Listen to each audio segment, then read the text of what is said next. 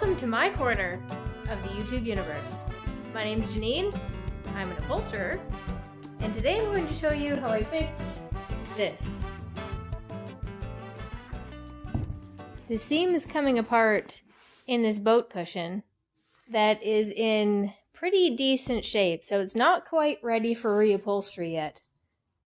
The way that I'll be fixing this is to remove the cover from the cushion and to fire it through that sewing machine over there, to restitch it tightly and properly and have a back stitch so this doesn't happen again. That's the way that I choose to fix these. The main reason, really, is because this boat isn't a cheap little garbage boat. This boat is probably worth, I don't know, maybe $150,000, which to me is a lot of money. And the owners of it want things done as, professional and proper as possible. And that's how we're going to do it. The reason why we don't always just jump to reupholstering something fully is A, this cover is still in okay shape. It probably has a few years left. And 3, this material isn't always available in the exact same color. So quite often, even if we can find the same type of material, it will look new in contrast with the rest of the boat. The reality is that, yes, this repair does certainly cost more than a quick hand stitch or a piece of tape, obviously, would be the quickest. It's actually pretty common around here to see a piece of clear tape right over something like that. And it's pretty stealth, really, because you can't really notice it until you look at it up close. But you can't fix everything with tape. That's why there's upholsterers. It will look like nobody was in there, but we'll know. All right, let's go pull some staples. Here we've got this cushion. It's pretty straightforward. It has Hydem gimp around the edge, seat bottom lining, and the cover is stapled on underneath these parts. So I use my staple remover here. This is very sharp. You don't want to poke your hand with it. I speak from experience. And we want to gently, in hopes of reusing this material, we want to gently lift up to pull the staples out of the seat. Fortunately, these are coming out pretty easy. Sometimes they're a pain in the butt, and this will rip, leaving the staples in the seat base. But this is coming out pretty decent.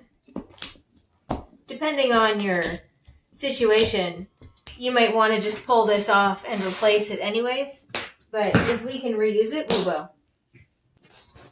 I will need to remove this latch. It's only attached with a couple of big monster Phillips screws, or bolts, whatever you want to call those. But I've been working on my car recently, and I have a bunch of tools over by my car, which is outside and around the corner. So I will have to get that and take that off later.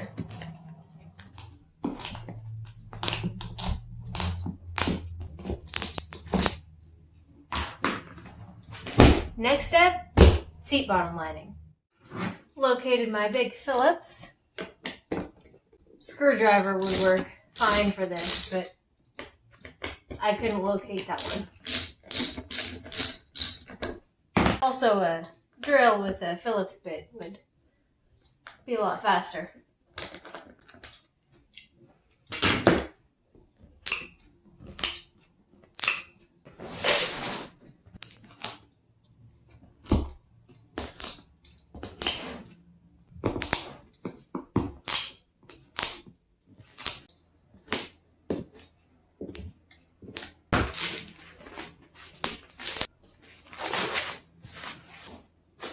You don't always need to remove everything fully, for example.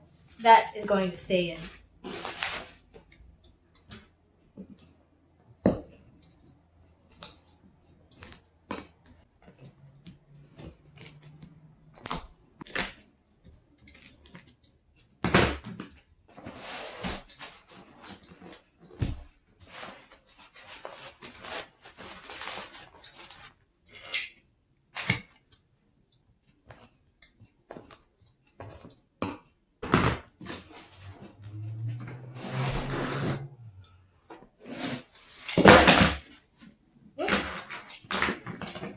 I had that up there.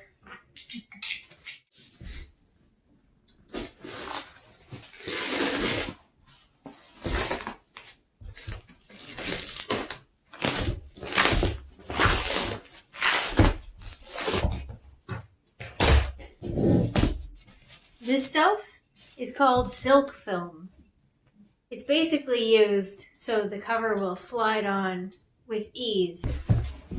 The stuff is designed to be for install, and it only ever causes problems because it always rips, and then the water gets in the foam, and because it's covered in plastic mostly, it can't get out. So if you use this to install your cushions, pull it off after so it doesn't rot the foam underneath. Okay, I'll put this aside. I'll throw a stitch in that cover and then we can reinstall. Now that this cover's off, we can have a better look at the stitch that's coming apart. Because this seam runs into this seam, I'll also have to unpick this one a little bit, just enough that I can confidently tighten this back up with a nice back stitch, and then I'll sew this one back together.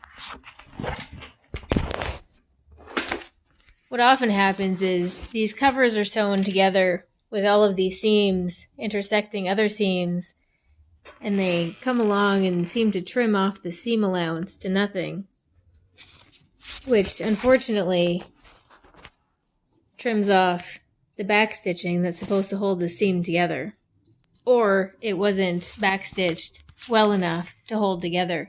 Usually these become steps in a boat and people stand on them, or they're having a party and they're jumping all over them, but they get pretty beat on.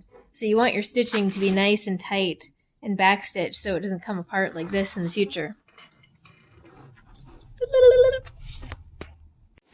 I'll also put a little stitch on these corners that wrap around. This wraps around onto the bottom of the seat base, because when they wrap them around and install them, they come along with a knife and trim the edges off of the vinyl, but then they also trim that back stitching off, if it was even there to begin with. So when you re-and-read the cover, it's a good idea to throw a nice little back stitch in there so those don't open up later. You know, once you get the cover all back on there and stapled, last thing you want is somebody to say, yeah, that cover, you know, in the corner it's opening up and it was your fault. That would be bad. I like to use a tool like this to pick the stitching apart. It's pointy. You can also use a flathead screwdriver. If it's a fairly sharp tool, you want to ensure that you don't poke it through the cover when you're doing this.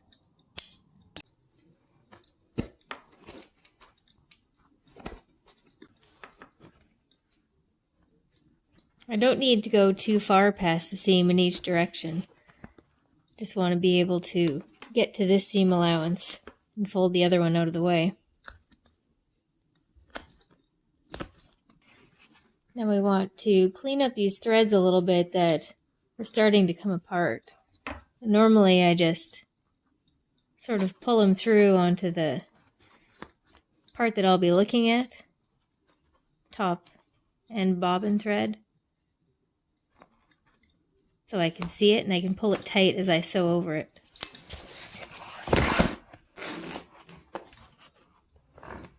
So I'll pull on it like this as I sew it together.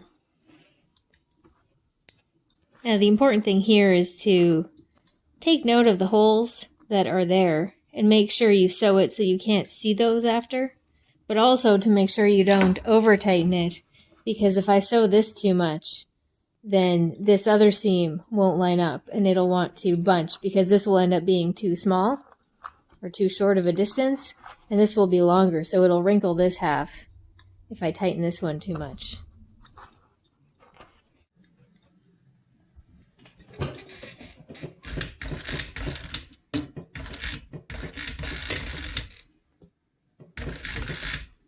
So that was the back stitch I was talking about. Or do you call it a lock stitch? Either way, you want to make sure it doesn't come apart.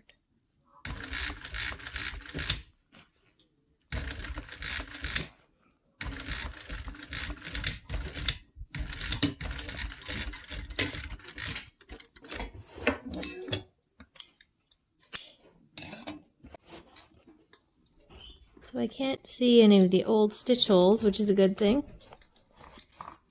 And I've got a back stitch or lock stitch here and up here, just in case. I'll do the same thing with these threads. I like to pull them both to the same side so I can pull them tight as I sew over them.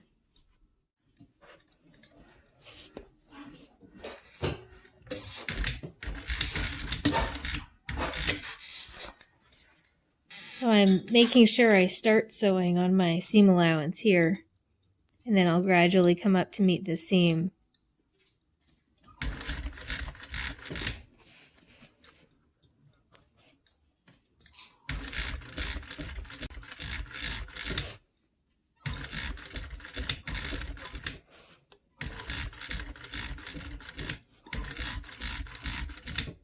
I did the same thing on this end. I gradually crossed over the seam, the original seam, and then I'll backstitch on the seam allowance.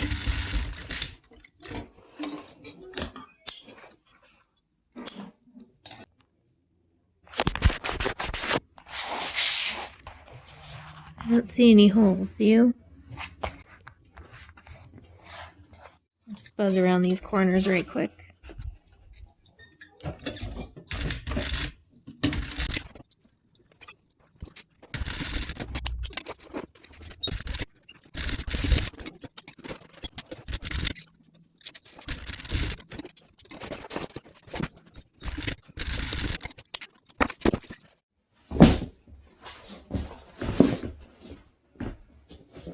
One of the great things about installing the old cover is that it's already stretched and shrunk around all of these corners.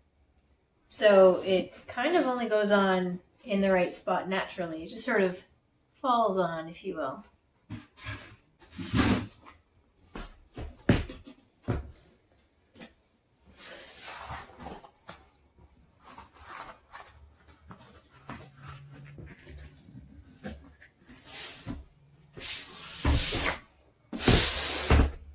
I do often steam the foam before I put the cover on, the foam here and the cushion.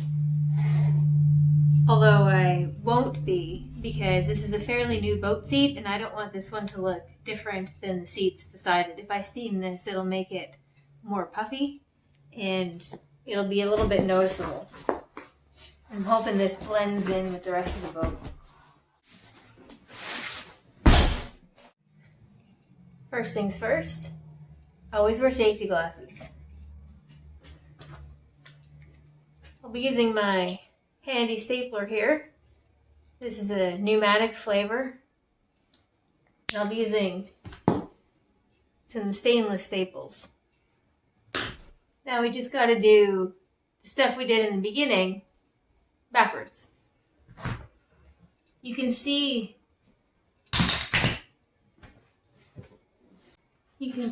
quite often where the edge of the vinyl was and the staple holes, so you get a really great idea of where it's supposed to be exactly to fit how it was originally.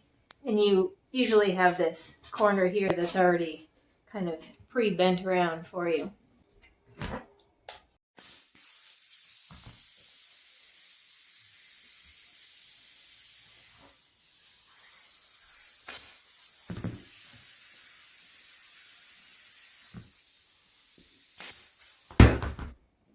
This is also the time that if you have a little tear on an edge here, sometimes the cushions, when they hinge and they flip down, they catch on the other one.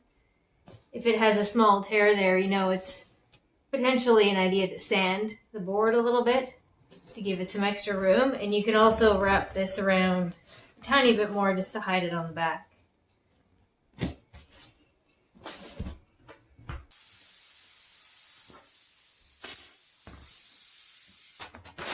Now that I have all my edges kind of tacked on, I can make sure that this looks like it's in the right spot. Proceed.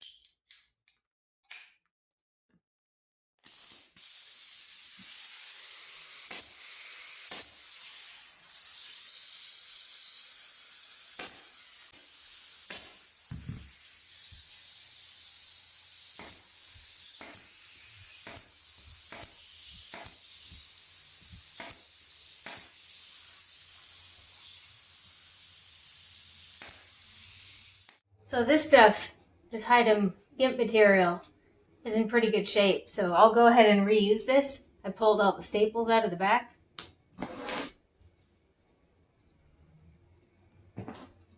Another good thing about reusing these is you quite often see little marks where the hinges and everything set. So you know you can get it in the right spot. So you can see the lines on the hinges on the old seat bottom lining here.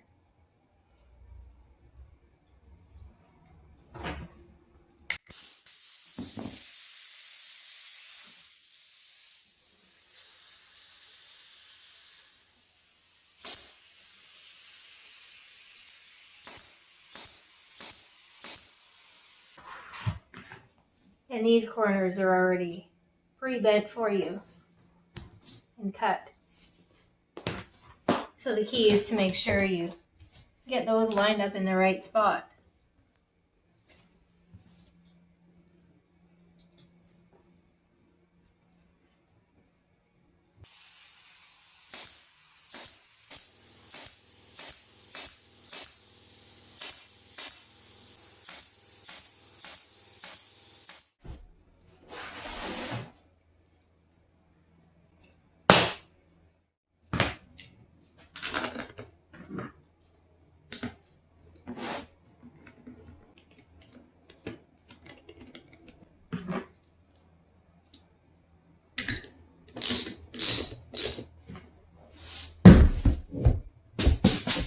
There's the finished repaired seat.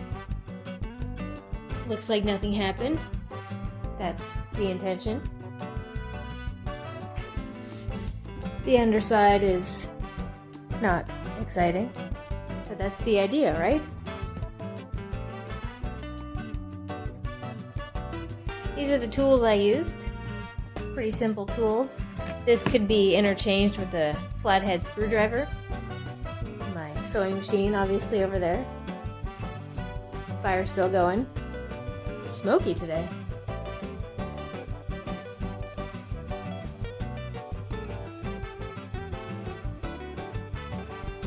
Like nobody was here. Dunzo? Funzo. She's fixed. Ready to go set sail and terrorize the local lakes of Western Canada, I suppose. This, in my opinion, is the best way to fix this type of ripped seam in a seat. It's not the fastest, it's not the cheapest, but I think it'll last a lot longer than any other way that, I've seen done or can think of. So, thanks for watching. We'll see you next time. Struggle is real. If I could just figure out how to use my finger and my phone together, it would be great. Okay.